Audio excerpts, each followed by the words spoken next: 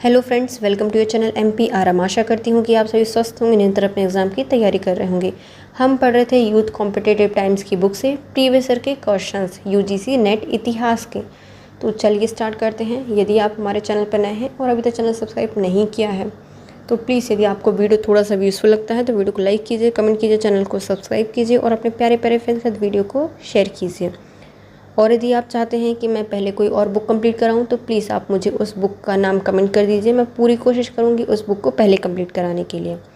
और यदि आप कुछ सजेशन देना चाहते हैं तो प्लीज़ आप मुझे कमेंट कीजिए। मैं पूरी कोशिश करूंगी आपके सजेशन को मानने के लिए। तो चलिए स्टार्ट करते हैं। पहला क्वेश्चन है हमारा सिंधु सभ्यता से महाजनपद काल तक के बीच में, जिसमें हमें सूची 1 को सूची 2 से मिलानी है। कुछ नाम दिए गए हैं और उनसे संबंधित स्थान दिए गए हैं कि किसका वर्तमान में क्या नाम है। तो मेलुहा का जो वर्णन है वह सिंधु क्षेत्र के लिए किया जाता है। और जो अमीश हैं, एक राइटर हैं, उनके द्वारा मेलुहा पुस्तक भी लिखी गई है। तो मेलुहा शब्द किससे संबंधित है? सिंधु क्षेत्र से संबंधित है। पहला हो जाएगा। दिलमुन का संबंध है बहरीन से। दिल और मन सब बहरे हो जाते हैं। Dilmun Bahrain.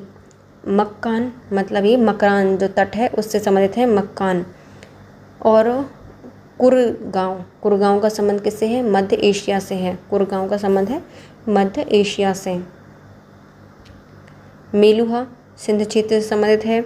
दिलमुन का संबंध है बहरीन से। मक्कान इसका संबंध है मकरान तट से। और कुरगांव इसका संबंध है मध्य एशिया से। कुरगांव का संबंध किससे है? मध्य एशिया से है। किसने सर्वप्रथम भारत पर आर्यों के आक्रमण का सिद्धांत प्रतिपादित किया था? तो आर्यों ने भारत पर आक्रमण किया है, ये सबसे पहले कहा था RP चांदा के द्वारा। RP चांद चंद मिनटों में सब कुछ जीत लिया था। तो चंद मिनटों मतलब चांद, RP चांद के द्वारा इसका प्रतिपादन किया गया है। हड़प्पा सभ्यता के बाद जिस सभ्यता का उदय हुआ भारत में उसे वैदिक सभ्यता कहा जाता है। इसके संस्थापक आर्य थे, इसलिए कभी कभी वैदिक सभ्यता को आर्य सभ्यता भी कहा जाता है। विदित है कि सर्वप्रथम भारत पर आर्यों के आक्रमण के सिद्धांत को RP चांद के द्वारा प्रतिपादित किया गया था, जबकि व्हीलर महोदय ने आर्यों के निवास स्थल को मध्य एशिया या बैक्ट्रिया बताया है। तो गार्डनवीचाइल्ड और व्हीलर महोदय ने आर्यों के निवास को क्या बताया है? मध्य एशिया या बैक्ट्रिया बताया है। उत्तर वैदिक कालीन पांचाल राज्य का प्रसिद्ध दार्शनिक नरेश कौन है? तो उनका नाम हो जाएगा प्रवण जैवली हो जाएंगे। उत्तर वैदिक कालीन पांचाल राज्य का प्रसिद्ध दार्शनिक नरेश प्रवण जैवली हैं।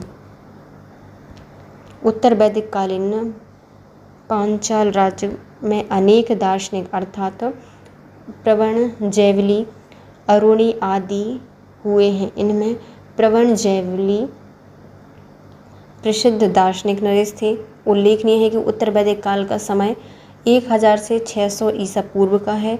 उत्तर वैदिक काल में विदेह के जनक, कैकई के अश्वपति, काशी के अजातशत्रु आदि अनेक ऐसे राजा थे जो ब्रह्म ज्ञान और आध्यात्म चिंतन से जुड़े हुए थे। निम्नलिखित में से कौन धर्म सूत्रकार नियोग प्रथा को अनुचित बताते हैं? तो नियोग प्रथा को अनुचित बताया गया है आपस्तंभ में बताया गया है नियोग प्रथा को अनुचित। सूत्र काल में स्त्रियों की दशा वैदिक काल की अपेक्षा हीन थी, तथापि परिवार में उन्हें सम्मानित स्थान प्राप्त था। विशिष्ट धर्म सूत्र में कुछ परिस्थितियों में स्त्रियों के पुनर्विवाह का विधान किया गया है, अतः विवाह को एक पवित्र बंधन माना जाता था। आप स्तंभ ने नियोग प्रथा को अनुचित बताया है और कन्याओं को यह भी अधिकार दिए गए थे कि यौवन अवस्था प्राप्त करने के बाद पर यदि उनके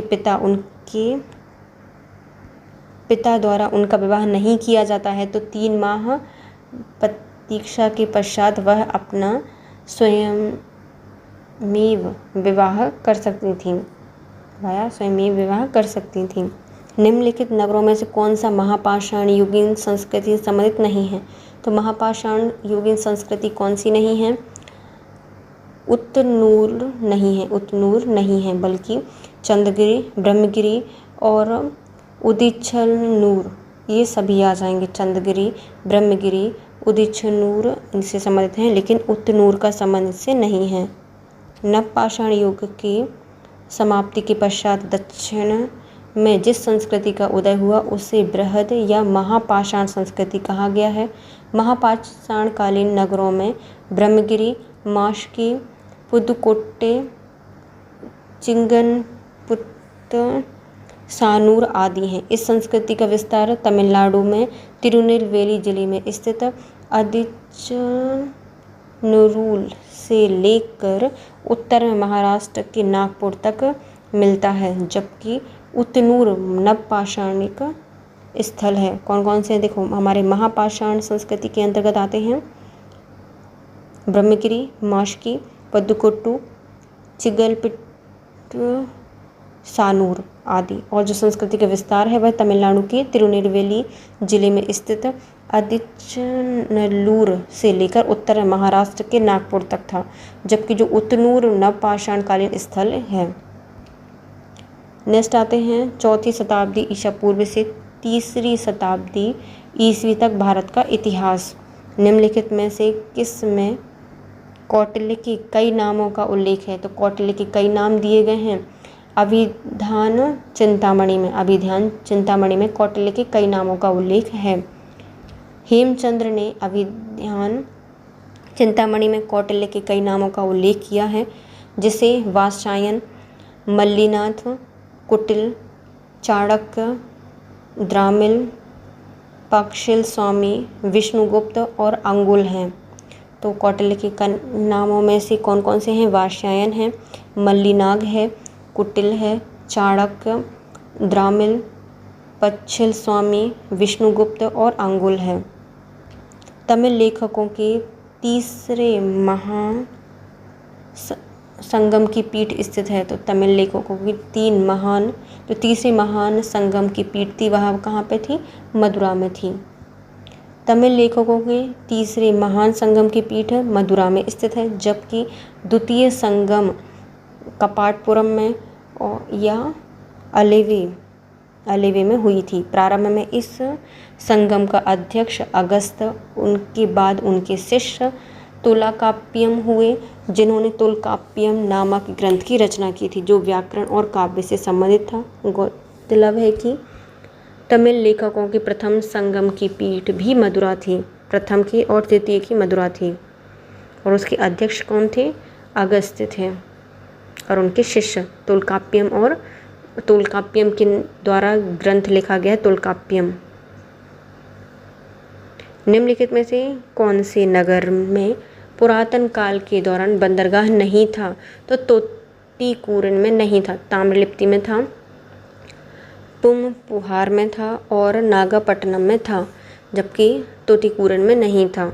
ताम्रलिप्ति, नागपट्टनम, पुमपुहार प्राचीन काल के प्रसिद्ध बंदरगाह थे। पुमपुहार तमिलनाडु में स्थित बंदरगाह था। यह प्राचीन कावेरीपट्टनम नाम से जाना जाता था। तूतीकोरिन नामक बंदरगाह की स्थापना आधुनिक काल में की गई थी, जो कि दक्षिण एवं पश्चिम तमिलनाडु और दक्षिण पूर्वी केरल तक फैला हुआ था। कहाँ तक? दक्षिण पश्चिम तमिलनाडु और दक्षिण पूर्वी केरल तक फैला था। तूतीकोरिन आधुनिक काल का है। सातवाहन सिक्कों के संदर्भ में निम्नलिखित में कौन सा कथन सही नहीं है? सातवाहनों के द्वारा सोने के सिक्के जारी नहीं किए थे, सही है। सोने के सिक्के जारी किए थे, नहीं थे, मतलब पहले ही तो सही है, दूसरा गलत हो जाएगा। इन्होंने शीशे के सिक्के जारी किए थे, सही है। इन्होंने पोटिन का सिक्का जारी किया था, तो ये भी सही है। मौर्यों के बाद दक्षिण भारत में सातवाहनों ने लगभग 200 वर्षों तक शासन किया है। इस दौरान इन्होंने सोने के सिक्के जारी किए नहीं थे। ध्यानतलब है कि सातवाहन शासकों ने चांदी, तांबे, सीसा और पोटिन और कांसे की मुद्राओं का प्रचलन किया था। इनके सिक्के अधिकांशतः शीशे के थे। भारी संख्या में मिले रोमन एवं सातवाहन सिक्कों से बढ़ते व्यापार के संकेत मिलते हैं। मालवा काल गणना निम्नलिखित में से किस संवत में अभिन्न थी? तो मालवा काल की गणना किस संवत से भिन्न थी? तो ये है विक्रम संवत से अभिन्न है। 57 ईसा पूर्व में शुरू किए गए विक्रम संवत के अन्य नाम कूट संवत और मालव संवत है, जबकि शक संवत का प्रारंभ 78 ईस्वी माना जाता है। राष्ट्रीय कैलेंडर ग्रेगोरियन कैलेंडर के साथ साथ शक संवत को 22 मार्च 1957 को अपनाया गया था। ध्यातलब है कि 24 सितंबर 622 ईस्वी को पैगंबर के मक्का से मदीना की यात्रा इस्लाम जगत में मुस्लिम संवत हिजरी संवत के नाम से जानी जाती है। निम्नलिखित में से किसमें तमिल वासियों की व्यापारिक गतिविधियों से संबंधित संदर्भ दिए गए हैं? तो तमिल वासियों की व्यापारिक गतिविधियां किस में दी गई हैं? शिल्पाधिकारम में दिया गया है। शिल्पाधिकारम में व्यापारिक गतिविधियों के संबंध में वर्णन किया गया है। तमिल व्यापारियों के सिलबट्टे लेके जाते होंगे इसलिए इनका वर्णन है। शिल्पाधिकारम संगमकालीन रचना है जिसमें व्यापारिक गतिविधियों का विवेचन मिलता है। इनकी रचना इलागो आडिगल ने की है। इन्होंने इसमें वलन कन्निंगी की कथा भी मिलती है, जबकि मणिमेखले तमिल साहित्य का दूसरा महत्वपूर्ण महाकाव्य है। इसकी रचना सतनार द्वारा की जाती है। इसमें कोवलन एवं माधवी के संगम से उत्पन्न मणिमेखले नामक कन्या के साहसिक जीवन का वर्णन मिलता है। कोवलन और माधवी के संगम से उत्पन्न मणिमेखले नामक कन्या का साहसिक वर्णन मिलता है। और कन्निंगी की कथा और वलन की कथा का ही वर्णन किया गया है। किसमें? शिल्पाधिकारम में। दक्कन के प्रसिद्ध महाकाव्य कुरल के लेखक कौन है? तो कुरल के लेखक हैं तिरुवल्लुवर के द्वारा कुरल की रचना की गई है। दक्कन के प्रसिद्ध महाकाव्य कुरल का लेखक तिरुवल्लुवर हैं, जबकि कंबन ने रामायण का तमिल में अनुवाद किया है। ध्यातलब है कि तोलकाप्पियम एवं इलागो आदिगल के द्वारा शिल्पाधिकारम नामक संगमकालीन महाकाव्य की रचना की गई है। तोलकाप्पियम का विषय व्याकरण है। ध्यातलब है कि जो कंबन है और कुरट्टन एवं पुंगलेदी को तमिल साहित्य का त्रिरत्न कहा जाता है। किनको कहा जाता है? कंबन को और कुरट्टन को और पुंगलेदी आदि को क्या कहा जाता है? तमिल साहित्य का त्रिरत्न कहा जाता है। सूची 1 को सूची 2 से मिलाई। ओके। तोलकाप्पियम व्याकरण से संबंधित, तमिल व्याकरण का संबंध है तोलकाप्पियम से। तिरुकुरल इनका संबंध है जैन दर्शन से। तो तिरुकुरल हैं, इनका संबंध किससे है? जैन दर्शन से है। शिल्पाधिकारम ये व्यापारी से संबंधित थे और इन्होंने प्रेम कथाएं लिखी हैं शिल्पाधिकारम ने। और परिपाडल, जो परिपाडल हैं ये दर्शन से संबंधित है। परिपाडल का संबंध है दर्शन से।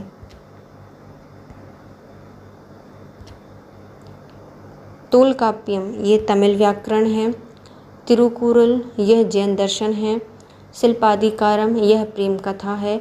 और परिपाडल यह दर्शन है। परिपाडल क्या है? दर्शन है। भारत में सर्वप्रथम किस अभिलेख में शून्य का प्रमाण मिलता है? तो जो शून्य का प्रमाण हमें सबसे मिलता है वह भोजदेव का ग्वालियर अभिलेख में। भोजदेव का जो ग्वालियर अभिलेख है वहाँ पर शून्य के प्रमाण सबसे पहले मिलते हैं।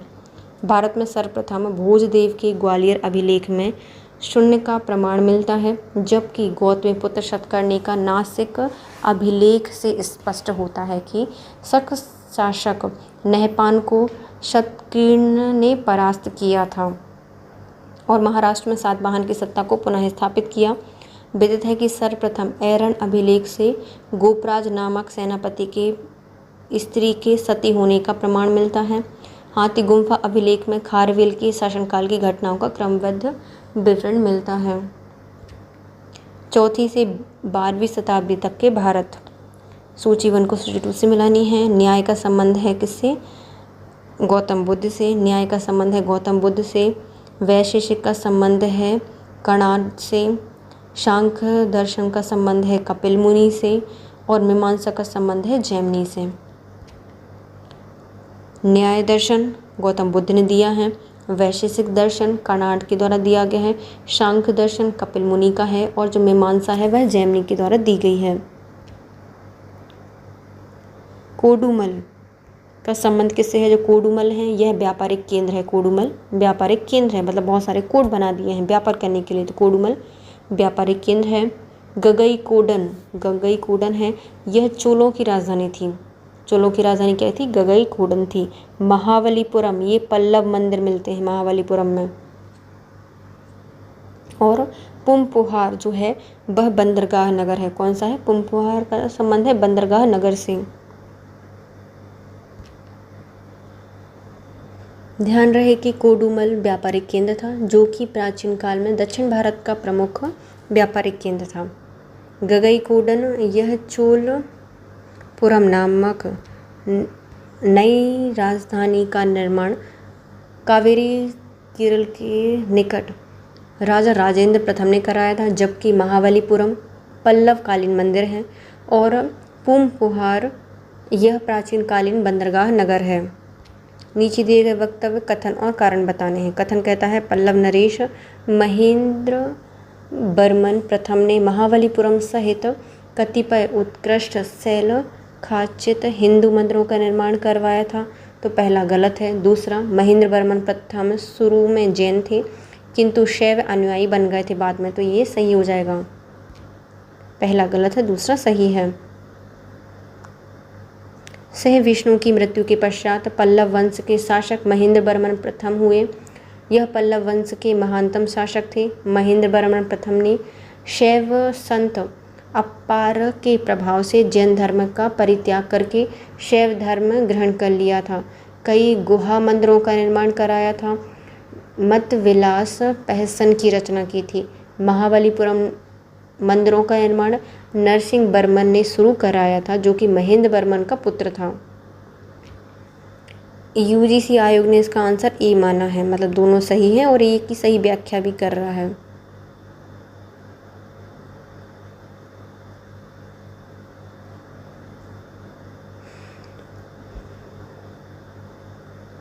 निम्नलिखित का अनुक्रमिक क्रम दीजिए और प्रदत्त कूट में सही उत्तर का चयन कीजिए।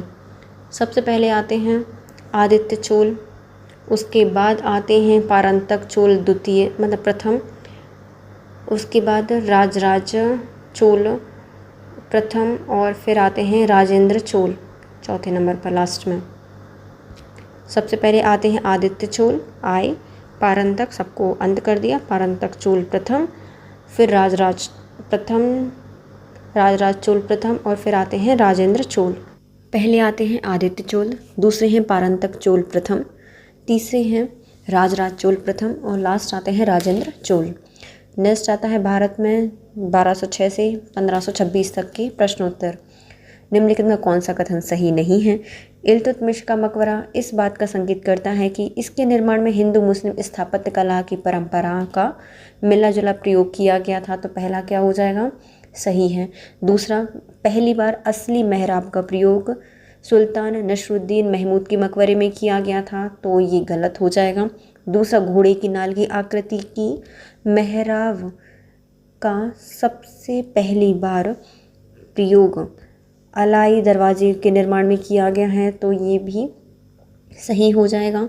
लास्ट बोलता है कि दोहरी मेहराब कही जाने वाली वास्तुशिल्पीय युक्ति का प्रयोग सल्तनत काल में निर्मित किसी भी भवन में नहीं किया गया है, तो ये गलत हो जाएगा। बल्कि जो लोधी वंश था उसमें दोहरी मेहराब का प्रयोग किया गया है, तो ये भी गलत हो जाएगा। दूसरा और चौथा गलत है। सल्तनत युगीन स्थापत्य कला को जॉन मार्शल ने हिंदू इस्लामी कहा है, क्योंकि यह हिंदू मुस्लिम दोनों के संगम का परिणाम थी, जिसकी शुरुआत इल्तुतमिश के समय में की गई सुल्तानगढ़ी के मकबरे में दिखाई देती है, लेकिन मेहराबों का प्रयोग बलवन के मकबरे में दिखाई देता है। घोड़े की आकृति वाली मेहराब जो अलाई दरवाज़ा है अलाउद्दीन खिलजी के समय बनवाया गया था उसमें दिखाई देती है, और दोहरी गुम्बद का प्रयोग लोधी के काल में सिकंदर लोधी के मकबरे में दिखाई देता है। 1236 से 1296 तक कितने सुल्तानों ने शासन किया है? तो 1236 से 1296 तक कुल 10 सुल्तानों ने शासन किया है। सल्तनत काल में 1236 से 1296 तक 10 सुल्तानों ने दिल्ली सल्तनत पर शासन किया है। उल्लेखनीय है कि 1236 में इल्तुतमिश की मृत्यु के बाद रुकनुद्दीन फिरोज शाह, फिर शाह तुर्कन, फिर रजिया सुल्तान और उसके बाद आते हैं बहराम शाह, उनके बाद आते हैं अलाउद्दीन महमूद शाह, फिर नसरुद्दीन महमूद और बलवन, उनके पुत्र कैकुबाद, जलालुद्दीन और अलाउद्दीन 1296 तक शासक रहे हैं। निम्नलिखित में से कौन सा कथन सही नहीं है बताइए। दिल्ली सल्तनत में हस्तशिल्प उत्पादन में दासों के श्रम का उपयोग काफ़ी महत्वपूर्ण था, तो पहला सही हो जाएगा। अकुशल घरेलू कार्य के लिए भी दासों को काम में लिया जाता था, ये भी सही है। जो सुल्तान फिरोज शाह तुगलक हैं, इनके दासों में 12,000 शिल्पकार थे, तो ये भी सही है। सल्तनत कालीन भवन जिसमें मस्जिद मकबरे भी थे, इनके निर्माण में अप्रवासी मुसलमान राजगीरों को काम पर लगाया गया था, तो ये गलत हो जाएगा क्योंकि इतने सारे तो उनके पास दास थे, दांतों से काम कराएंगे ये, तो ये लास्ट वाला गलत हो जाएगा। दासों से इन्हें काम कराया था।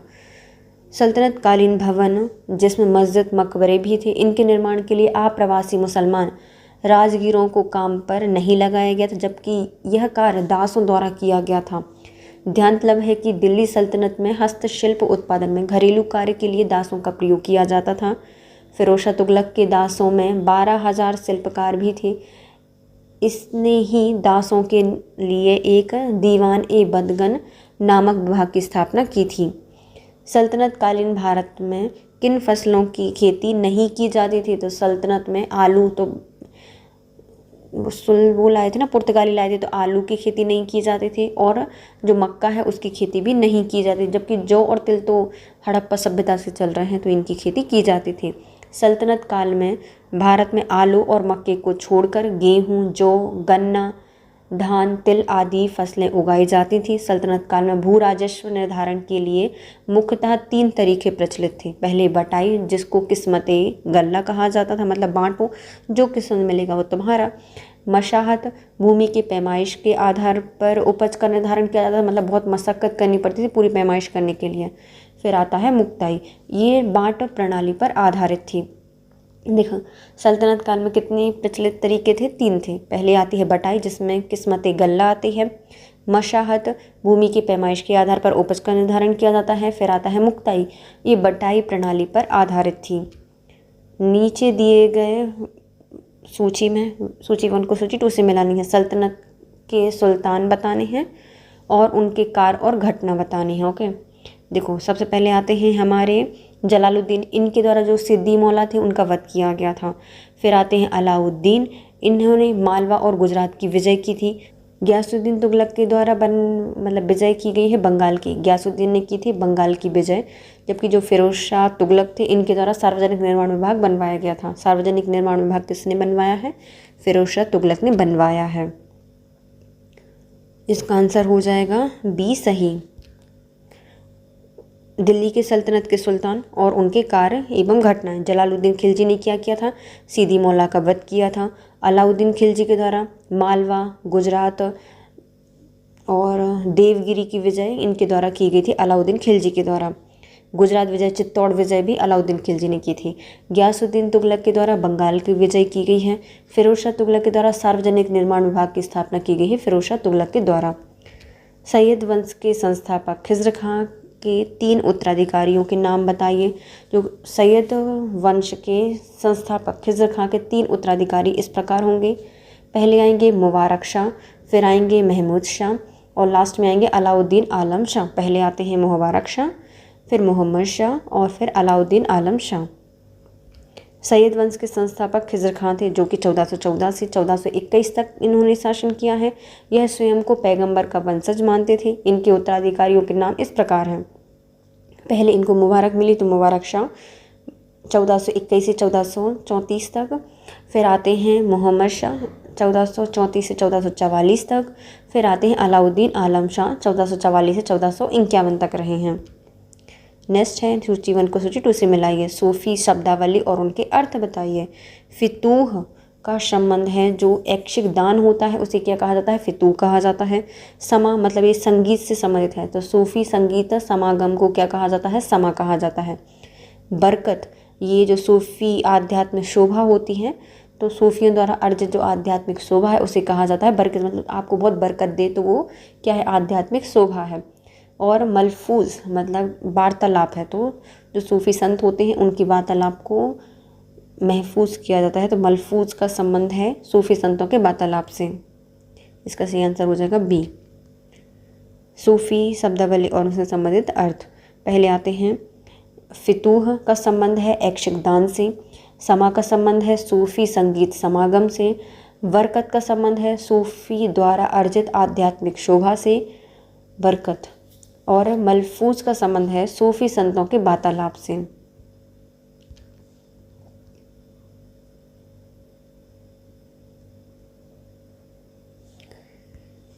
निम्नलिखित कथनों पर विचार कीजिए। भारत में हम 1526 के बाद के प्रश्न कर रहे हैं।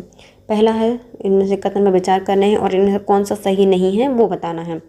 गुरु नानक सभी प्रमुख समकालीन धार्मिक विश्वास अनुष्ठान चाहे वह हिंदू मुस्लिम हो उसमें रुचि रखते थे, तो पहला सही हो जाएगा। दूसरा, गुरु नानक जैन मुनियों के प्रति उदार थे, तो ये गलत हो जाएगा दूसरा। इनके विचारों में धर्म ग्रंथों का पारंपरिक पाठन समय का दुरुपयोग है, तो ये सही हो जाएगा। और अपने जीवन काल के अंतिम 15वें वर्ष गुरु नानक कीरतपुर में थे, तो ये भी गलत हो जाएगा, बल्कि करतारपुर में थे, तो दूसरा और चौथा गलत है। दूसरा और चौथा गलत हो जाएंगे। सिख धर्म के संस्थापक गुरु नानक जी का जन्म 1469 को पंजाब के गुजरानवाला जिले के तलवंडी वर्तमान में ननकानन साहिब में हुआ था। इन्होंने अपने समय की सामाजिक बुराइयों के विरुद्ध आवाज़ उठाई और ये अपने समय के सभी प्रमुख धार्मिक विश्वासों के प्रति रुचि दिखाई। गुरु नानक एक ईश्वरवादी विचारधारा को मानते थे, ना कि जैन धर्मों को। गुरु नानक अपने अंतिम समय में करतारपुर में थे और इनकी मृत्यु वहीं पर 1539 में हो गई थी। निम्नलिखित में से कथन और कारण बताने हैं। कथन कहता है कि अपने पिता और सूर्य शासकों के समान हुमायूं भी अपने से उच्चतर किसी राजनीतिक सत्ता को मान्यता देने का इच्छुक नहीं था, तो पहला क्या हो जाएगा, सही हो जाएगा। उसने स्वयं खलीफा की उपाधि धारण की थी, तो ये गलत हो जाएगा, पहला सही है, दूसरा गलत है। हुमायूं ने 1530 से 1556 तक मध्य मुगल साम्राज्य का शासन किया है। इनके पिता एवं सूर्य शासकों के समान अपने से उच्चतर किसी राजनीतिक सत्ता को मान्यता देने के इच्छुक हुमायूं नहीं थे। इन्होंने स्वयं खलीफा की उपाधि कभी धारण नहीं की है। विदित है कि बाबर ने गाजी की उपाधि खानवा युद्ध के उपरांत धारण की थी। यह किसका कथन है कि एक स्त्री के लिए सबसे उत्तम स्थान पर्दा और कब्र है? ये कहा गया था बदायूनी के द्वारा। किसने कहा था? बदायूनी ने कहा था। एक स्त्री के लिए सबसे उत्तम स्थान पर्दा या कब्र है, यह कथन बदायूनी के द्वारा कहा गया था। निम्नलिखित में से किसने मालवा पर मुगल आक्रमण को यह कहकर उचित ठहराया था कि बाज बहादुर ने अपने आप को अनैतिक कृत्य काम में लिप्त कर लिया था, इसलिए किया गया है? तो ये कहा गया था निज़ामुद्दीन अहमद के द्वारा। निज़ामुद्दीन अहमद ने किया था कि जो मालवा पर आक्रमण हुआ है इसलिए किया गया है क्योंकि जो बाज बहादुर हैं वह अनैतिक और कुत्सित हो गए थे, इसलिए इनके लिप्त हो गए थे, इसलिए ये आक्रमण किया गया है। किसने कहा है? निज़ामुद्दीन अहमद के द्वारा कहा गया, मतलब अपने अहम को ठीक करने के लिए। निज़ामुद्दीन अहमद ने मालवा पर मुगल आक्रमण को यह कहकर उचित ठहराया था कि बाज बहादुर अपने आप को अनैतिक और कुत्सित कार्यों में लिप्त कर रखा था। नेक्स्ट आते हैं कथन कारण बताने हैं। जहांगीर के शासनकाल में चित्रकला अपने चरमोत्कर्ष पर पहुंच गई थी, तो पहला सही हो जाएगा। यह अन्य कलाओं में रुचि नहीं रखते थे, बल्कि ये गलत हो जाएगा, पहला सही है और दूसरा क्या हो जाएगा? गलत हो जाएगा। मुगल काल में हुमायूं ने चित्रकला के बीज को रोपण किया। वह जहांगीर के काल में अपने चरमोत्कर्ष पर पहुँच गया क्योंकि जहांगीर स्वयं चित्रकला में पारंगत थे। इन्होंने आगरा में अकारिजा के अध्यक्षता में एक चित्रशाला की शुरुआत की थी तथा इसे वास्तुकला एवं अन्य कलाओं में भी रुचि थी। नेक्स्ट आते हैं मुगल के अंतर्गत सामाजिक, आर्थिक एवं सांस्कृतिक जीवन। पहले निम्नलिखित में से किस अधिकारी का मुगल साम्राज्य के नागरिक प्रशासन से संबंध नहीं है? तो ऐसा कौन सा अधिकारी है जो कि मुगल साम्राज्य के नागरिक प्रशासन के से संबंध नहीं रखता है? तो नाजिम का संबंध नहीं है, बल्कि काजी, कोतवाल, मीर ए आदिल होते थे, जबकि नाजिम नहीं होते थे। मुगल काल में काजी, मीर ए आदिल और कोतवाल का संबंध नगरीय प्रशासन से था, जिसमें काजी का कार्य न्याय करना था। जो न्याय करते थे वो काजी होते थे।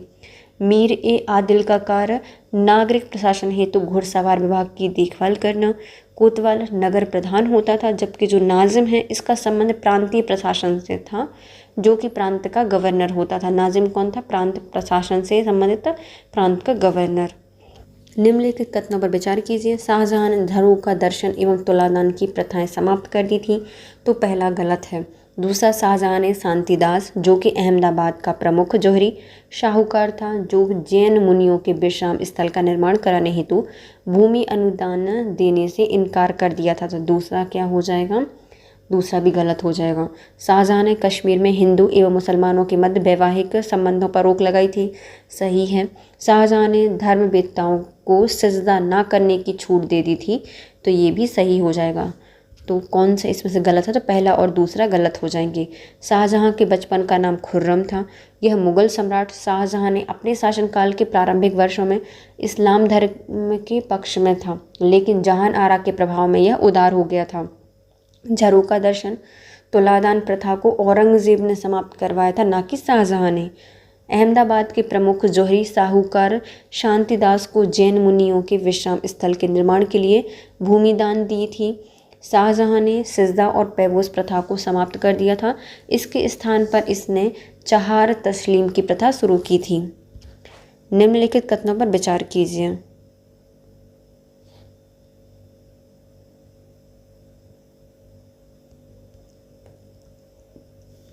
पहला, शिवाजी ने अपने राजस्व क्षेत्र में दक्कन की शक्तियों को घुसपैठ से नियंत्रण किया था, तो पहले सही हो जाएगा। इन्होंने 1664 में सूरत को लूटा था, तो ये भी सही हो जाएगा। इन्होंने शाइस्ता खां और मिर्ज़ा राजा जय सिंह के आक्रमणों का सफलतापूर्वक सामना किया था, ये गलत हो जाएगा। नहीं किया था, बल्कि इसके लिए पुरंदर की संधि की गई थी। शिवाजी की शक्तियों को कमज़ोर करने के उद्देश्य से मुगलों ने बीजापुर गोलकुंडा का मुगल साम्राज्य में विलय कर लिया था, तो ये भी गलत हो जाएगा। तीसरा और चौथा गलत है, जबकि पहला और दूसरा सही है। कौन से गलत है? तीसरा और चौथा। शिवाजी का लगातार सफलताओं से भयभीत होकर औरंगजेब ने 1659 में अपने मामा शाइस्ता खां को दक्षिण भारत का सूबेदार बनाकर शिवाजी का दमन करने के लिए भेजा। शिवाजी ने रात्रि में 1663 में आक्रमण करके उन्हें महल छोड़कर भागने के लिए मजबूर कर दिया, लेकिन शिवाजी ने मिर्ज़ा जय सिंह का सामना नहीं किया था, बल्कि संधि की थी, और जो 2 जून 1665 को पुरंदर की संधि हुई थी। शिवाजी की सूरत की प्रथम लूट 1664 में हुई थी। औरंगजेब ने बीजापुर गोलकुंडा का विलय क्रमशः 1686 में और 1687 में किया था। इस समय तक शिवाजी की मृत्यु हो गई थी 1680 में। निम्नलिखित में से कौन सा युग में सुमिलित नहीं है? तो पहले आती है अहदी। अहदी का संबंध होता है भद्र सैनिक से। अहदी मतलब अहंकार होगा इनके पास, भद्र सैनिक हैं अहदी। अशरफ का संबंध है कुलीन वंश की व्यक्ति से। अशरफ क्या होते हैं? कुलीन वंश की व्यक्ति। जामा ए कामिल, इनका संबंध है सामान्य दर पर लगान निर्धारण से, तो ये गलत हो जाएगा। शिवनाह निगार, इनका संबंध है समाचार भेजने वाले से। शिवनार निगार का संबंध किसे है? समाचार भेजने वाले से। तो कौन सा गलत है? तीसरा वाला गलत हो जाएगा। मुगल सेना में अहदी सैनिक जो बादशाह के व्यक्तिगत सैनिक होते थे, इनको वेतन साजो सामान राज्य की ओर से मिलता था। अशरफ कुलीन वर्ग के व्यक्ति होते थे, मतलब आशा इनसे की जाती थी अच्छा काम करेंगे, तो ये कौन है? कुलीन वर्ग के व्यक्ति हैं। शिवनाह निगार का कार्य क्या होता था? समाचार भेजना, मतलब ये क्या करते थे? यहाँ से वहाँ तक क्या जाते थे? संदेश भेजते थे, समाचार भेजने का काम होता था शिवनार निगाह का। जबकि जो जामाए कामिल है, यह परगने के वित्त अधिकारी थे, काम करते थे। जामाए कामिल यह परगने के वित्त अधिकारी होते थे। नेक्स्ट है, निम्नलिखित में कौन सा कथन सही नहीं है बताना है। मुगलों की मौद्रिक व्यवस्था मुख्यतः चांदी के रुपयों पर आधारित थी, तो ये सही हो जाएगा। बाबर से शाहजहां तक के सभी मुगल शासकों की मध्य एशिया में अपना राज स्थापित करने की महत्वाकांक्षा रही है, तो ये भी सही है, क्योंकि बाबर वहीं से आया था तो चाहता था कि वहाँ पर शासन स्थापित करे, तो ये शाहजहां तक सभी चाहते रहे हैं, सबकी महत्वाकांक्षा रही है, तो ये सही है।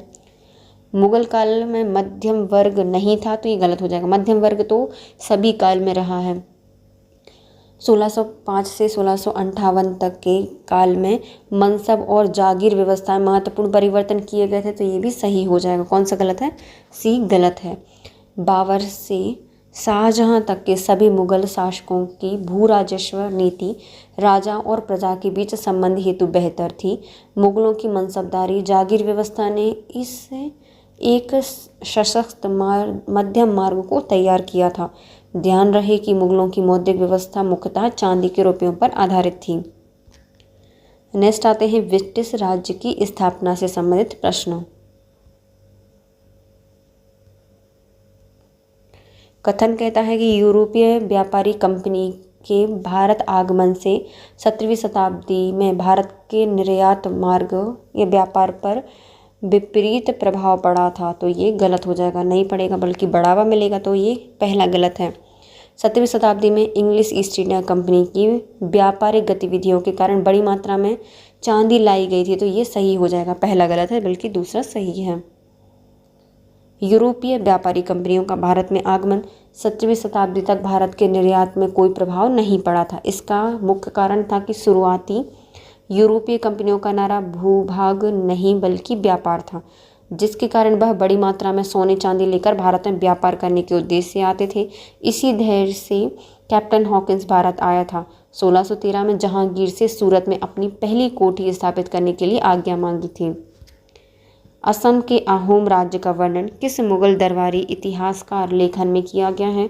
तो असम के जो अहोम राज्य का वर्णन है वह आलमगीरनामा में मिलता है, आराम से मिलता है। तो आलमगीरनामा में अहोम राज्य का वर्णन मिलता है। मिर्ज़ा मोहम्मद काजिम द्वारा रचित आलमगीरनामा के पृष्ठ संख्या 70 पर असम के अहोम राज्य का वर्णन किया गया है, जबकि अब्दुल हामिद लाहौरी द्वारा रचित पाशानामा शाइस्ता खां के शासनकाल से संबंधित ग्रंथ है। फितुहात ए आलमगीरी ईश्वर दास नागर द्वारा एवं मासिर आलमगीरी मोहम्मद शाकी मुस्तैद खां द्वारा रचित ग्रंथ है, जो कि औरंगजेब के शासनकाल से संबंधित है। तो फितुहात ए आलमगीरी ईश्वरदास नागर ने लिखा है। मासिर आलमगीरी मोहम्मद शाकी मुस्तैद खां के द्वारा लिखी गई है और ये औरंगजेब के काल में लिखी गई है, जबकि अब्दुल हामिद लाहौरी ने क्या लिखा है? पाशानामा लिखा है। और मोहम्मद काजिम के द्वारा आलमगीरनामा लिखा गया है। किस इतिहासकार ने जमींदारों, जागीरदारों और किसानों के बीच त्रिपक्षीय संबंध को मुगल साम्राज्य के संकट एवं पतन का कारण माना है? तो ये हो जाएंगे सतीश चंद्र। इतिहासकार सतीश चंद्र ने जमींदार, जागीरदार और किसानों के बीच में त्रिपक्षीय संबंध को मुगल साम्राज्य के संकट एवं पतन का कारण माना है। निम्नलिखित में से कौन सा कथन सही नहीं है, बताइए। स्थल मार्ग द्वारा भारत में आयातित वस्तुओं में घोड़े का बहुत बड़ा हिस्सा था, तो पहला सही हो जाएगा। 17वीं शताब्दी में सूरत के व्यापारियों में वीरजी बोहरा एक प्रमुख व्यापारी थे, तो ये भी सही है। पुर्तगालियों ने 17वीं शताब्दी में भारत के समुद्री व्यापार पर अपना प्रभुत्व बना के रखा था, तो ये गलत हो जाएगा। और 17वीं शताब्दी में अनेक मुगल अमीरों ने व्यापार एवं वाणिज्य भाग लिया था, तो ये भी सही हो जाएगा। पहला, दूसरा और चौथा सही है, तीसरा गलत हो जाएगा। स्थल मार्ग द्वारा भारत में आयातित वस्तुओं में घोड़े का बहुत बड़ा हिस्सा था। 17वीं शताब्दी में सूरत में व्यापारियों में वीरजी बोहरा एक प्रमुख व्यापारी थे। साथ ही 17वीं शताब्दी में अनेक मुगल अमीरों ने व्यापार एवं वाणिज्य में भाग लिया था, जबकि जो पुर्तगाली हैं उनको 17वीं शताब्दी में डच एवं अंग्रेज़ों ने भारत में समुद्री व्यापार पर कमज़ोर कर दिया था। ये करना तो चाहते थे नियंत्रण, लेकिन उनको कमज़ोर कर दिया गया 17वीं शताब्दी में। 16वीं शताब्दी में इनका नेतृत्व था, लेकिन 17वीं शताब्दी में नहीं था। निम्नलिखित जिन्हें प्रथम को अभिकथन और कारण बताने हैं। ओके, कथन कहता है कि बंगाल में दीवानी अधिकारों के ग्रहण करने के पश्चात कंपनी ने प्रत्यक्षतः स्वयं धन निकासन का आयोजन कर लिया था, तो पहला तो सही हो जाएगा। दूसरा, कंपनी ने इंग्लैंड को बंगाल का राजस्व निर्देश नाम पर भेजना प्रारंभ किया था। राजस्व निवेश के नाम पर भेजना प्रारंभ किया था। तो ये भी सही हो जाएगा, दोनों सही हैं। और आर है वो एक ही सही व्याख्या करता है। कथन बंगाल में दीवानी अधिकारियों के ग्रहण करने के पश्चात कंपनी ने प्रत्यक्षतः स्वयं धन निकास का आयोजन किया था, सही है। तथा तर्क कारण कंपनी ने इंग्लैंड को बंगाल का राजस्व निवेश के नाम पर भेजना प्रारंभ किया था, ये कथन भी सही हो जाएगा और इसकी सही व्याख्या करता है। भारत में सबसे बड़े ब्रिटिश पूंजी निवेश किस में किया गया था? तो भारत में सबसे बड़ा जो ब्रिटिश पूंजी निवेश है वह किस में किया गया था? रेलवे, बैंकिंग, बीमा एवं नौ परिवहन में सबसे ज़्यादा पूंजी का निवेश किया गया है। 1880 के बाद ब्रिटेन के पूंजीपतियों ने बड़े पैमाने पर भारत में पूंजी का निवेश किया। पूंजी का यह निवेश मुख्य रूप से रेलों के निर्माण के लिए, बैंकिंग व्यवस्था, बीमा एवं नौ परिवहन में किया गया था। बाद में सिंचाई योजना लागू करने, बागान उद्योग जिसमें चाय, रबड़ और कॉफ़ी विकसित करने वाले उद्योग और कोयला खनन क्षेत्र में भी निवेश किया गया था। वाणिज्य के इतिहास में कठिनाई से इस दरिद्रता के समानांतर कोई अन्य उदाहरण मिलेगा? भारत के मैदानों को जुलाहों की हड्डियां विरंजित करती हैं, निम्नलिखित में से यह कथन किसका है? तो ये विलियम बेंटिक के द्वारा कहा गया था। वाणिज्य के इतिहास में कठिनाई से इस दरिद्रता के समानांतर कोई अन्य उदाहरण मिलेगा? भारत के मैदानों को जुलाहों की हड्डी विरंजित करती है, ये कहा था विलियम बेंटिक के द्वारा। लॉर्ड विलियम बेंटिक को 1833 के अधिनियम के तहत बंगाल का गवर्नर जनरल को भारत का गवर्नर जनरल बना दिया गया। यह भारत में 1828 से 1835 तक भारत के गवर्नर जनरल के पद पर रहे हैं। विलियम बेंटिक ने वाणिज्य के क्षेत्र में टिप्पणी करते हुए कहा था कि भारत के मैदानों को जुलाहों की हड्डी विचलित करती है, वरना कि विरंचित, है ना, विचलित करती है। विलियम बेंटिक के काल में हमें राजनीतिक, सामाजिक, आर्थिक क्षेत्र में महत्वपूर्ण सुधारकार दिखाई देते हैं। देशी लोगों को शिक्षित करना हमारा नैतिक कर्तव्य है, यह कथन किसने कहा था? ये लॉर्ड मेयो के द्वारा कहे गए थे। प्रगतिशील विचारों से प्रभावित होकर लॉर्ड मेयो ने भारतीयों को शिक्षित करने का कार्य किया। इन्होंने लोगों को शिक्षित करना अपना नैतिक कर्तव्य समझा और अजमेर में मेयो कॉलेज की स्थापना की। उल्लेखनीय है कि इसी के समय में भारतीय सांख्यिकी सर्वेक्षण की स्थापना हुई थी। प्रथम जनगणना भी मेयो के समय ही प्रारंभ हुई थी। निम्नलिखित में से कौन सा कारण ब्रिटिश भारत में साहूकारों के उत्थान का कारक नहीं है? तो ब्रिटिश भारत में साहूकारों के उत्थान के लिए कौन सा कारक जिम्मेदार नहीं था? तो जो नव शिक्षा प्रणाली है वो जिम्मेदार नहीं थी, बल्कि नव राजस्व प्रणाली जिम्मेदार थी, नव विधि प्रणाली भी जिम्मेदार थी और कृषि का व्यापारीकरण भी जिम्मेदार था, लेकिन नव शिक्षा प्रणाली जिम्मेदार नहीं थी। ब्रिटिश भारत में ब्रिटिश द्वारा अपनाई गई कई नीतियाँ जैसे कि नव राजस्व नीति, नव विधि प्रणाली और कृषि का व्यापारीकरण आदि ने साहूकारों का उत्थान का प्रमुख कारण बने, जबकि नव शिक्षा प्रणाली भारतीय राष्ट्रवाद की विचारधारा को पनपने का अवसर प्रदान किया था। किस वर्ष में विज्ञान की शिक्षा के लिए इंडियन एसोसिएशन की स्थापना की गई थी? तो इंडियन एसोसिएशन की स्थापना 1876 में की गई है। 1876 में स्थापना की गई है इंडियन एसोसिएशन की। विज्ञान की शिक्षा के लिए इंडियन एसोसिएशन की स्थापना डॉक्टर महेंद्र लाल सरकार के द्वारा 20 जुलाई 1876 को की गई थी। भारत का सबसे पुराना शोध संस्थान है, जबकि इंडियन लीग की स्थापना शिशिर कुमार घोष के द्वारा 1875 में बंगाल में की गई थी, जिसका उद्देश्य भारतीयों में राष्ट्र एवं राजनीतिक शिक्षा का प्रसार करना था।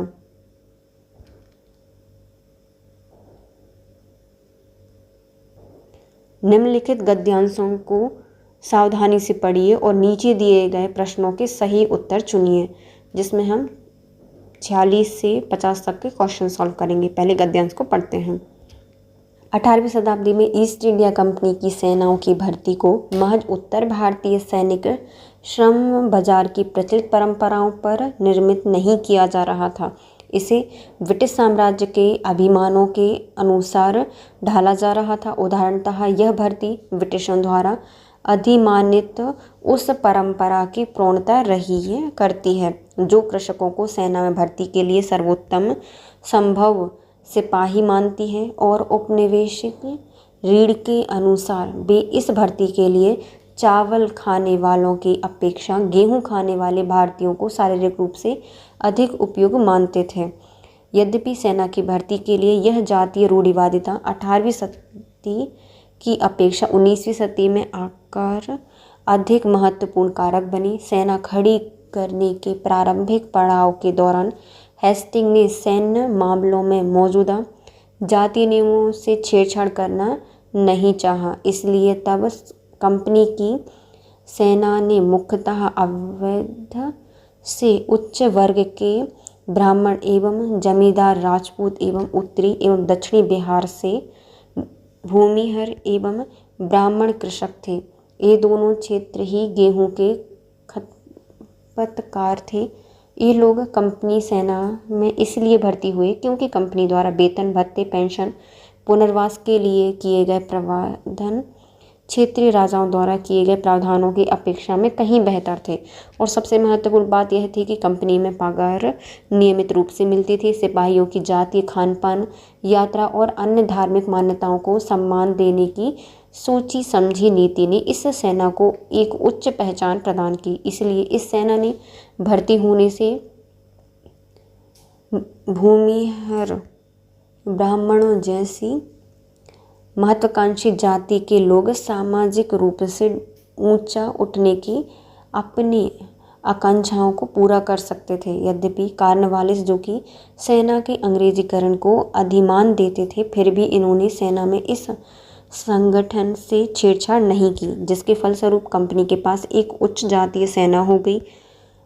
1820 के दशक में अपने सामाजिक विशेषाधिकार एवं मौद्रिक लाभों को घटाने से विद्रोहीमुखी हो उठी। कंपनी के क्षेत्र जब 1770 के वर्ष में पश्चिम दिशा में बंगाल से पहाड़ी जंगल की तराई से आगे तक विस्तार होने लगे, फिर 1802 में कुछ क्षेत्रों या जलों को जीता गया और साथ मिला लिया गया, जो एक बार फिर पहाड़ी आदिवासियों को सेना में भर्ती करने का प्रयास किया गया। कंपनी ने मैदानी क्षेत्रों में तो भर्ती के लिए स्थायी केंद्र खोले रखे थे, मगर पहाड़ी स्थानों पर यह भर्ती स्थानीय सम्माननीय व्यक्तियों के माध्यम से की जाती थी और इन्हें अदायगी मुगलों की घाट वाली प्रणाली सेवा अवधि के आधार पर की जाती थी। भारतीय रियासतें विशेषतः 18वीं सदी के अंत में मैसूर और 19वीं सदी के प्रारंभ में मराठाओं को पराजय ने भर्ती के लिए सशस्त्र मानव शक्ति का एक विस्तृत अधिशेष जलाशय बना दिया। मगर भारतीय राजाओं की सेना में हटे समस्त सिपाहियों को कंपनी सेना में नहीं लिया जा सका। 1815 में सेना की भर्ती नेपालियों में से गोरखा सिपाही और सिरमौर के पहाड़ी लोगों को भर्ती कराने का नया प्रयोग किया गया। नेपाली सामरिक परंपरा एवं यूरोपीय प्रशिक्षण एवं अनुशासन के संयोग ने गोरखा को ब्रिटिश सेना के विश्वसनीय सिपाही बना दिया। अब आते हैं इससे संबंधित प्रश्न। कंपनी की सेना में भर्ती का आधार क्या था? तो सैनिक श्रम बाजार में मौजूदा परंपराएं और सर्वोत्तम संभाव सिपाही होने की अपेक्षा से किसानों को अधिमान देना। दोनों सही हो जाएंगे, 1 और 2। 18वीं शताब्दी में ईस्ट इंडिया कंपनी की सेना की भर्ती को सैन्य श्रम बाजार की प्रचलित परंपराओं पर किया जाता रहा है। इसे ब्रिटिश साम्राज्य के अधिमानों के अनुसार ढाला जा रहा था। यह भर्ती ब्रिटिशों द्वारा अधिमानित उस परंपरा को अपनाती है जो कृषकों की सेना में भर्ती के लिए सर्वोत्तम संभाव सिपाही मानी जाती है। कंपनी सेना में निम्नलिखित या निम्न शामिल थे। तो जो कंपनी सेना में उसमें कौन शामिल था? उच्च जातीय ब्राह्मण और राजपूत। कंपनी की सेना में मुख्यतः अवध के उच्च वर्ग के ब्राह्मण और जमींदार, राजपूत, उत्तरी एवं दक्षिणी बिहार में भूमिहर एवं ब्राह्मण कृषक शामिल थे। क्योंकि सेना में भर्ती के लिए जातीय रूढ़िवादिता 18वीं शताब्दी के अपेक्षा 19वीं शताब्दी में अधिक महत्वपूर्ण कारक थी। सेना की भर्ती में ब्रिटिश राज्य ने अदायगी की किस प्रणाली को अपनाया था? तो इन्होंने घाट वाली प्रणाली को अपनाया था। सेना की भर्ती के लिए ब्रिटिश राज्य ने अदायगी के लिए मुगलों की घाट वाली प्रणाली को अपनाया था। यह प्रणाली खासकर पहाड़ी स्थानों पर लागू की गई थी, जहां सेना भर्ती स्थानीय सम्माननीय व्यक्तियों के माध्यम से की जाती थी। 19वीं शताब्दी के प्रारंभ में भंग की गई सेनाओं के सभी सिपाहियों को कंपनी सेना में नहीं ले सकती थी, क्योंकि इनके पास अधिशेष सेना थी। 19वीं शताब्दी के प्रारंभ में मराठाओं की पराजय ने भर्ती के लिए सशस्त्र मानव शक्ति का एक विस्तृत अधिशेष जलाशय बना छोड़ा था। इसलिए 19वीं शताब्दी के प्रारंभ में भंग की गई सेनाओं के सभी सिपाहियों को कंपनी सेना में नहीं ले सकी।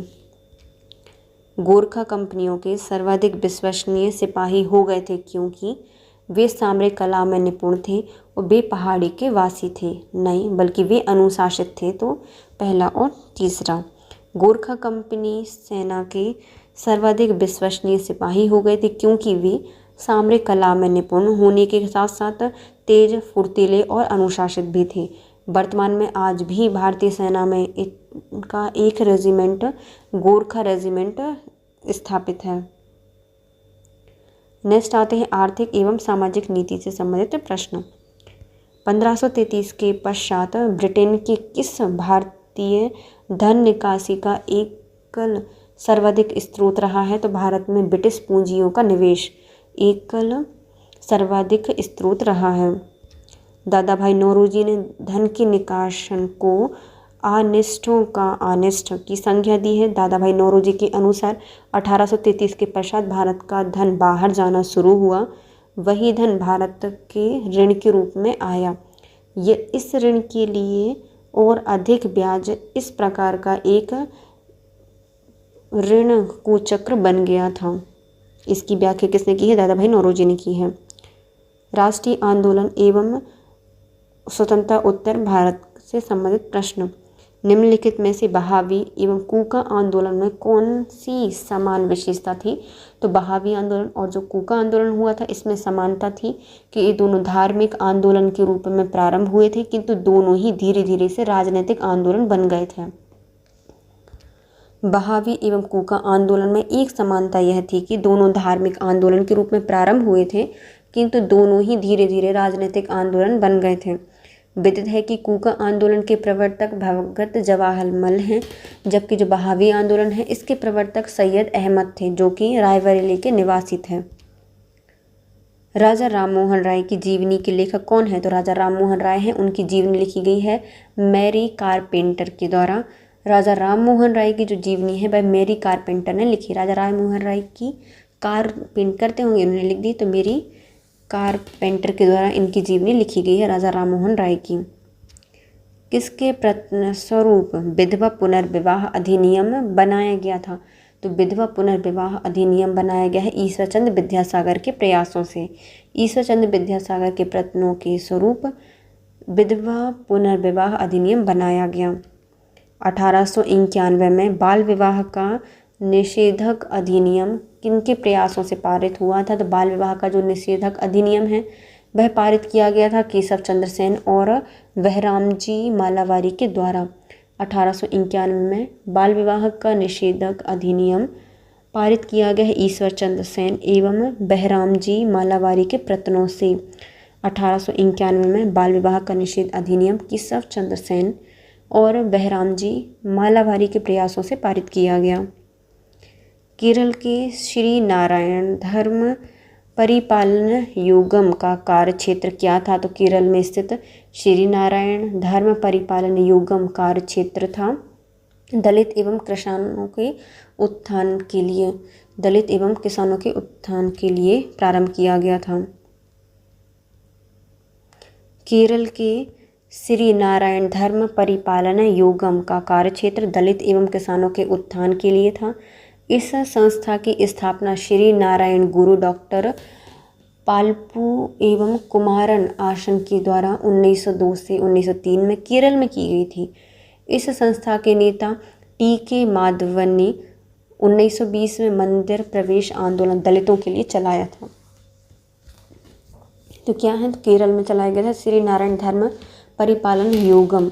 इसका कार्य क्षेत्र था दलित एवं किसानों के उत्थान के लिए। संस्था की स्थापना स्वयं नारायण ने की थी। नारायण गुरु डॉक्टर पालपू एवं कुमारन आसन के द्वारा 1902 से 1903 में। 1920 में इसी के द्वारा KT माधवन के द्वारा मंदिर प्रवेश आंदोलन चलाया गया था दलितों के लिए।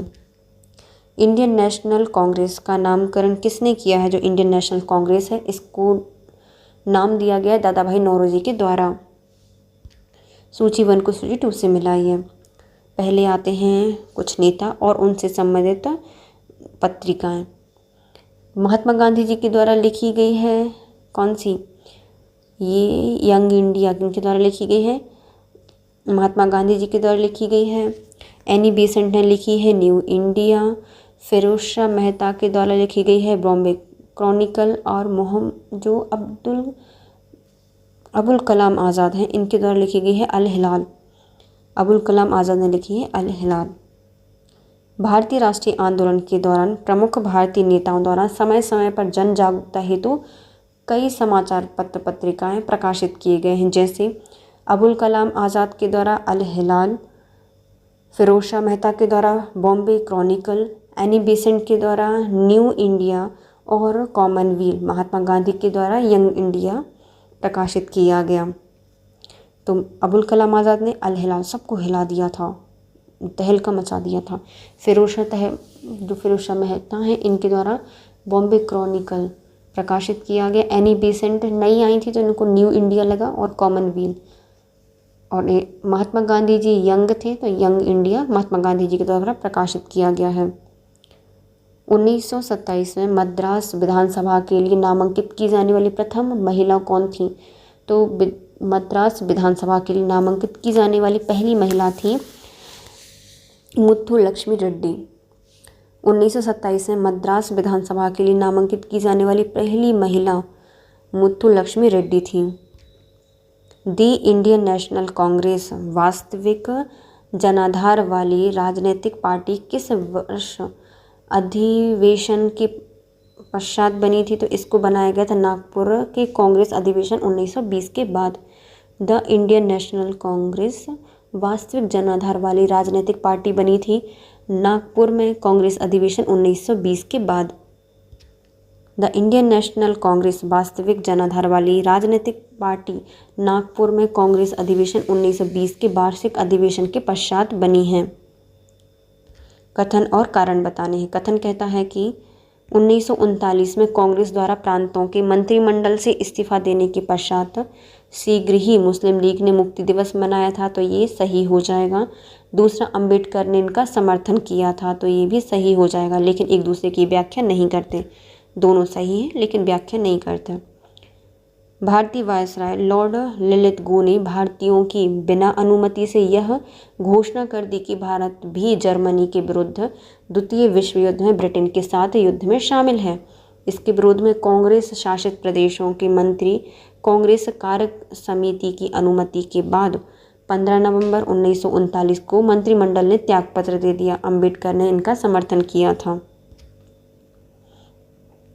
नेक्स्ट आते हैं विश्व इतिहास, उनसे संबंधित संकल्पना विचार की अवधि के प्रश्न। पहला क्वेश्चन है सूची 1 को सूची 2 से मिलाइए। इसमें दिए गए हैं लेखक और उनके द्वारा दी गई हैं इतिहास की परिभाषाएं। जैसे ऑक्सफोर्ड के द्वारा कहा गया है कि इतिहास सच यह है कि इतिहास में अतीत वर्तमान के साथ बदलता रहता है। तो शॉर्टकट में इन्होंने बात कही है कि इतिहास में अतीत वर्तमान के साथ बदलता रहता है। ट्रेवलियन के द्वारा कहा गया है, जो ट्रेवलियन हैं इन्हें कहा था इतिहास का महत्व वैज्ञानिक नहीं है, इसका वास्तविक महत्व शैक्षणिक है। तो ट्रेवलियन ने क्या कहा था कि मतलब इसको ट्रांसलेट मत करो, बल्कि वैज्ञानिक नहीं है बल्कि क्या है, वास्तविक महत्व का शिक्षक है इतिहास। कलिंगवुड, जो कलिंगवुड है इन्होंने कहा था कि संपूर्ण इतिहास विचारों का इतिहास है। संपूर्ण इतिहास क्या है, विचारों का इतिहास कलिंगवुड के द्वारा कहा गया है। और ब्यूरी के द्वारा कहा गया है कि इतिहास स्वतः मात्र एक विज्ञान है, इससे कम नहीं, इससे अधिक नहीं। तो ब्यूरी ने कहा था इतिहास स्वतः मात्र एक विज्ञान है, इससे कम नहीं और इससे अधिक नहीं। लेखक और उनसे संबंधित कथन। ऑक्सफोर्ड के द्वारा कहा गया है कि सच यह है कि इतिहास में अतीत वर्तमान के साथ बदलता रहता है। मतलब शॉर्टकट में क्या है, इतिहास में अतीत वर्तमान के साथ बदलता है। ट्रेवलिन के द्वारा कहा गया है कि इतिहास का महत्व वैज्ञानिक नहीं है, बल्कि इसका महत्व वास्तविक शैक्षणिक है। इसका वास्तविक महत्व क्या है, शैक्षणिक है। कलिंगवुड के द्वारा कहा गया है कि संपूर्ण इतिहास विचारों का इतिहास है। ब्यूरी, यह इतिहास स्वतः मात्र एक विज्ञान है, इससे कम नहीं है, इससे अधिक नहीं है। लेक्स लोरी अधिनियम ने क्या कहा था, तो लेक्स लोरी अधिनियम के द्वारा कहा गया है कि धर्म परिवर्तन से बने ईसाइयों को पैतृक संपत्ति के अधिकार होंगे। धर्म परिवर्तन से बने जो ईसाई हैं उनको क्या होगा, पैतृक संपत्ति में अधिकार मिलेगा। लेक्स लोरिक अधिनियम में कहा गया था। विरोध तो फिर भारतीय करेंगे इसका। लेक्स लोरिक अधिनियम में धर्म परिवर्तन से बने ईसाइयों को पैतृक संपत्ति में अधिकार दिया गया था। इस एक्ट का मुख्य उद्देश्य ईसाई धर्म का व्यापक स्तर पर प्रचार प्रसार करना था। ईसाइयों ने इस एक्ट के माध्यम से हिंदू धर्म के सामाजिक व्यवस्था में आंतरिक हस्तक्षेप किया था। कथन कारण बताने हैं। कथन कहता है कि अवेस्ता पारसी का पुण्य धार्मिक ग्रंथ है, तो ये सही हो जाएगा। मैडम कामा ने पारसी समाज एवं पारसी महिलाओं के उत्थान के लिए महत्वपूर्ण योगदान दिया है। मैडम भीकाजी कामा ने भारत की स्वतंत्रता से भी संबंधित, दोनों ही सही हो जाएंगे। और जो आर है वो एक ही सही व्याख्या भी करता है।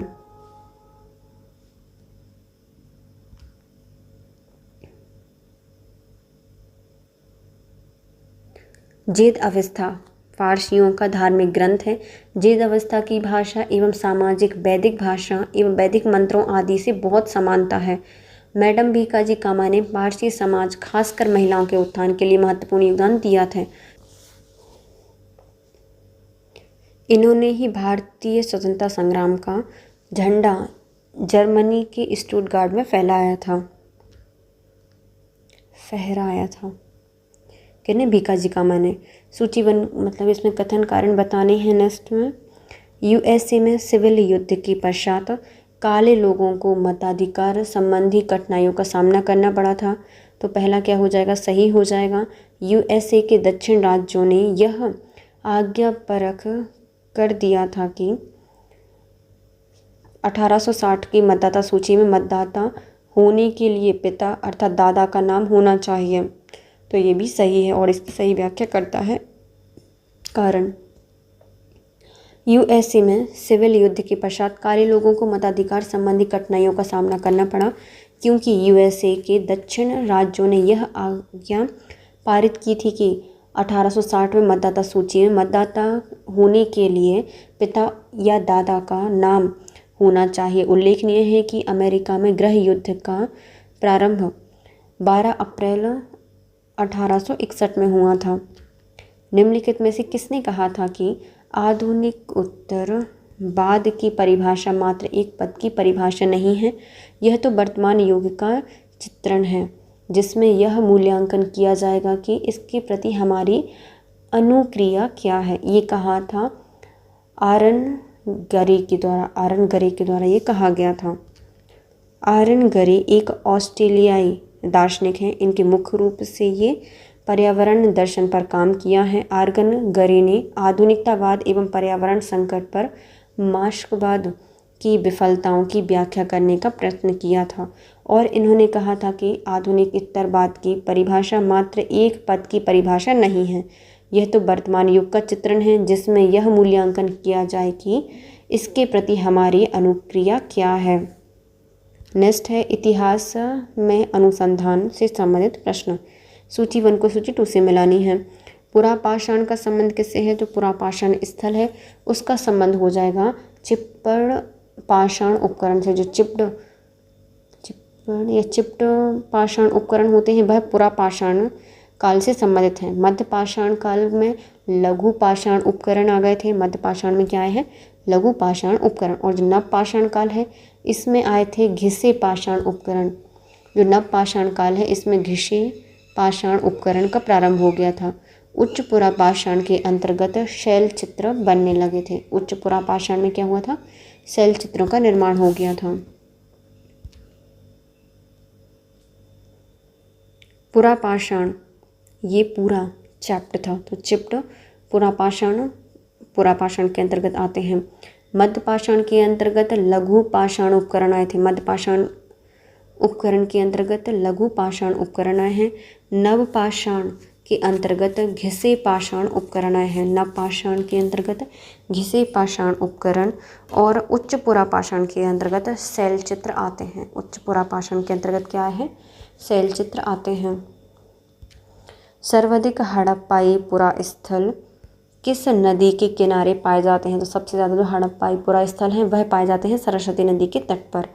सर्वाधिक हड़प्पाई पुरा स्थल सरस्वती नदी के तट पर पाए गए हैं। भारत में विदित यह हड़प्पा स्थल को मानव सभ्यता के विकास का प्रथम साक्ष्य माना जाता है। इस सभ्यता के लोगों का जीवन अधिकांशतः नगरीय था। वर्तमान में आधुनिक नगरों के विकास का आधार हड़प्पा सभ्यता को ही कहा जाता है। हड़प्पा सभ्यता की वह कौन सी विशेषता थी जो कि समकालीन अन्य सभ्यताओं से ज्ञात नहीं होती?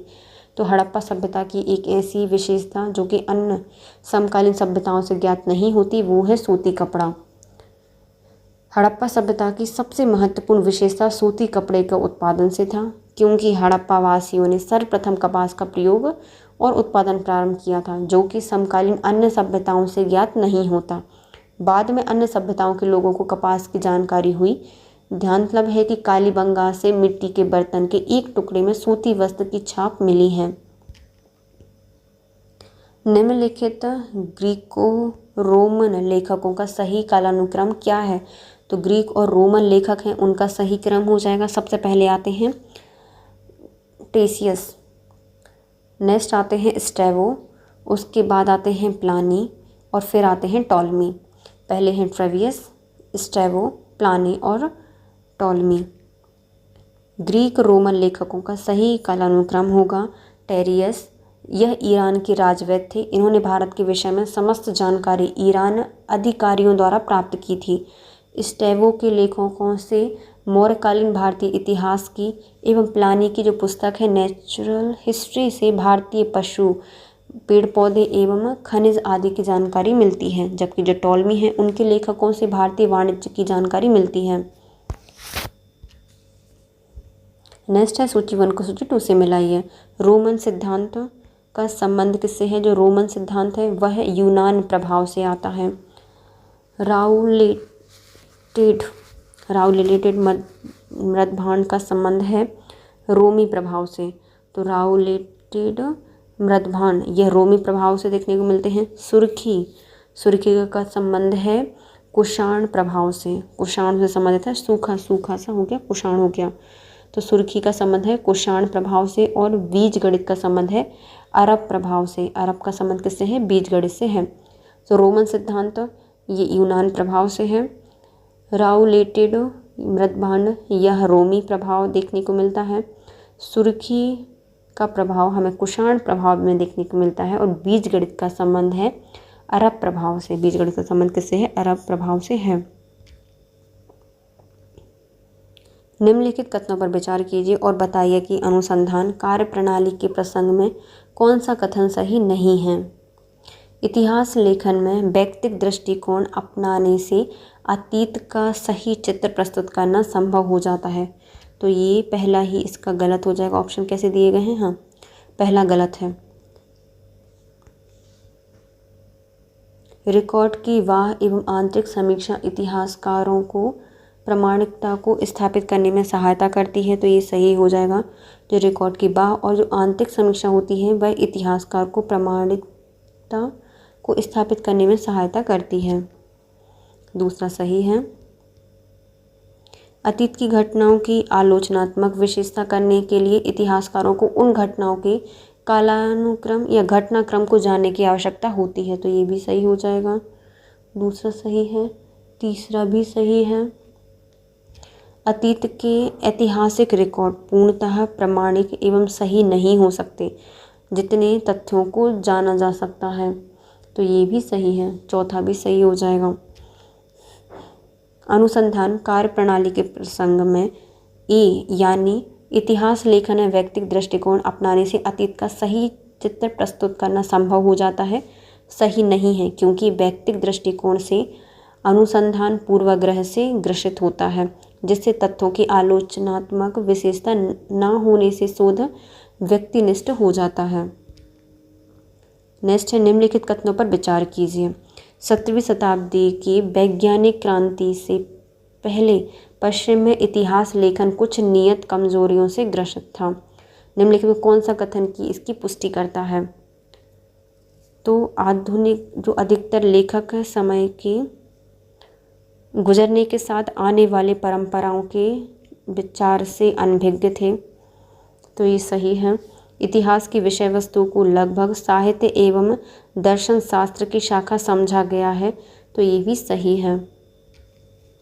17वीं शताब्दी की वैज्ञानिक क्रांति से पहले पश्चिम में इतिहास लेखन कुछ नियत कमजोरियों से ग्रस्त था, क्योंकि अधिकतर लेखक समय के गुजरने के साथ आने वाले परिवर्तन के विचारों से अनभिज्ञ थे और इतिहास की विषय वस्तु को लगभग साहित्य एवं दर्शन शास्त्र की शाखा समझ गए थे।